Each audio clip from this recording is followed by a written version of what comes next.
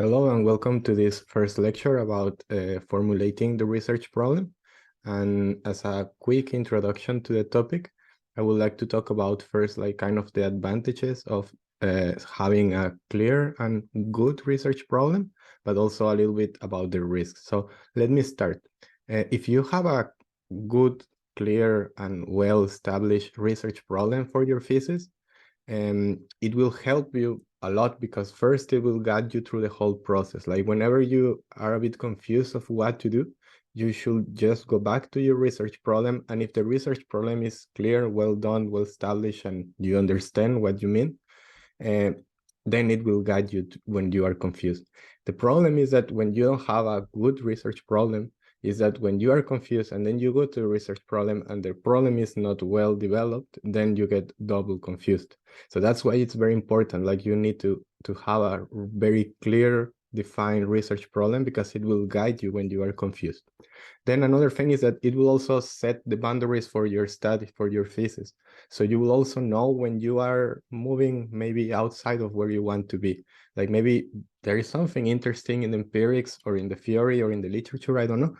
But maybe you just go back to the research problem and you realize that's out of what I am studying. Like maybe you are studying the compensation for managers, and then you realize that taxing compensation for managers is important, but is that really part of your research problem? Like maybe empirically it is somehow, but is it really part of your research problem? Then you need to reflect, is it out of the boundaries? And of course, setting a clear research problem will help you a lot.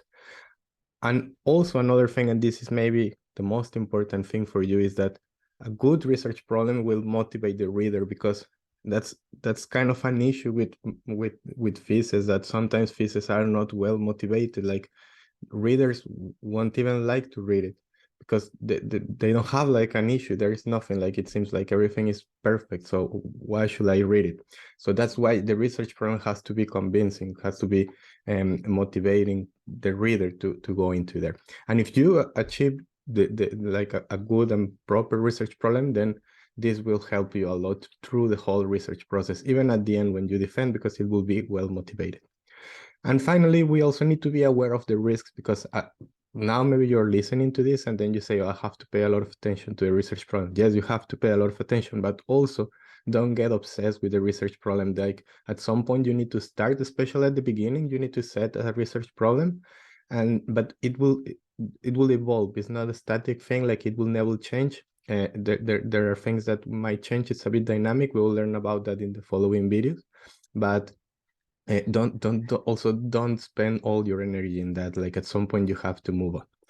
Then also, as I said, is dynamic. So a non-flexible research problem is also not the best. Like sometimes we think that's what we want to achieve and we don't want to change. We also need to be a bit flexible. The risks about it is that if you write it in an unclear or confusing or misleading way, it's going to have a negative impact. It will be even worse than not having anything. So you have to be careful. You have to make it clear. You have to make it concise. You have to make it that it will help you through the whole process. Okay. So these are some risks about it. So be careful that you don't fall into that line, but it has a lot of advantages.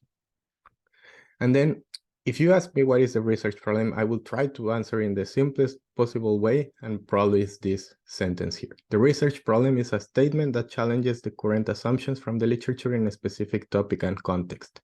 So let's go step by step, because it has too many concepts that maybe we don't really understand, right? So the research problem is a statement. So it's not a question. That's something important to clarify at the beginning. The research question will come later, but it's a statement. And a statement should be clear, simple not simple in its intellectual level, but simple in the way it's written, like not confusing. That don't read it in a very confusing way.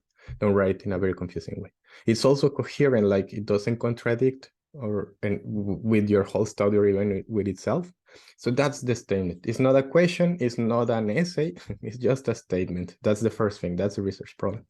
Another thing is that the research problem challenges. So the research problem is not a description, it's not an affirmation, it's a challenge.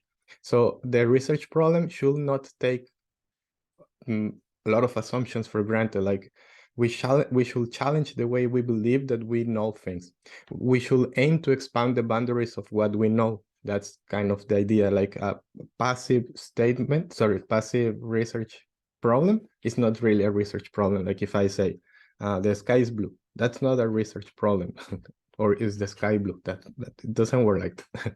So the next point is that it challenges assumptions, right? So assumptions are what we base to kind of give value to our beliefs, right? So I think that tomorrow I will wake up and I will be still alive because my assumption is that I will not die today. That is the assumption, that I will not die. But maybe a virus can challenge that assumption and kill me, right? So that's more or less a weird analogy, but the research problem should focus on challenging the assumptions. I should not challenge the fact that you will wake up tomorrow. I should challenge the fact that you will die, that you will not die, right? So don't get, the point is that you should not focus on attacking or challenging the results or the methods. Later we will discuss that a little bit more. Like you can somehow bring that to the conversation, but the easiest way to problematize something is to challenge and problematize the assumptions, not really the results or the methods, because that's another thing, especially in quantitative is different, but it's easier if you attack or challenge the assumptions. Like, do we really understand what a performance bonus for a manager is? Is it really only money, for example? Like that the assumption maybe in the current research is that bonuses are only about money. But what about the feelings, right? Like the satisfaction, like that's not money, and we are challenging that assumption, the assumption that says that bonuses are money. So that's kind of an example. We will learn strategies to challenge assumptions. The next thing is that it challenges assumptions from the literature. So also, I am not challenging, I don't know, Commonwealth knowledge, or I'm not challenging the newspaper, or I'm not challenging movie or something like that. I am challenging the academic and scientific literature. So then it comes a challenge. Since you are problematizing and you need to develop your research problem challenging assumptions from the literature, you need to read. We will do an exercise later on, but if we try to problematize something right now, we will probably won't be able to do it right now, like today at this moment, because we haven't read maybe enough. So you need to read. You need to be aware of what we know to be able to problematize, because what assumptions are in the literature that you can challenge with what you are doing? You don't know, you need to read.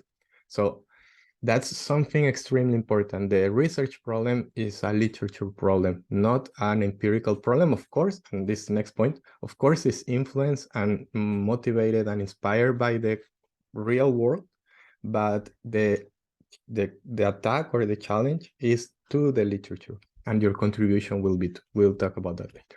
And finally, as I say, topic and context. In a specific topic and context, you should also narrow it, the research problem, to a specific topic and context, because it will help you to problematize the assumption. But don't be oversimplistic and say like, I want to test, or I want to investigate what is the effect of bonuses on managers in Sweden, because we don't know about Sweden. Why should we care about Sweden? Why don't we apply the theories that already exist about bonuses on managers? Like, I don't know, agency theory, for example.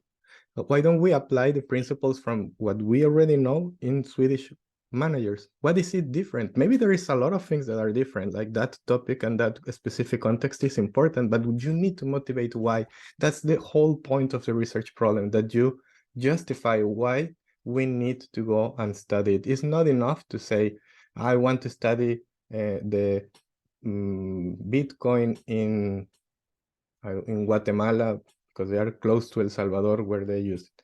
It's not enough like that. You need to make it much more complex. Like you need to bring out like the core common assumptions, theoretical assumptions about cryptocurrency use are using this and this and this, and in Guatemala is different because of this and this.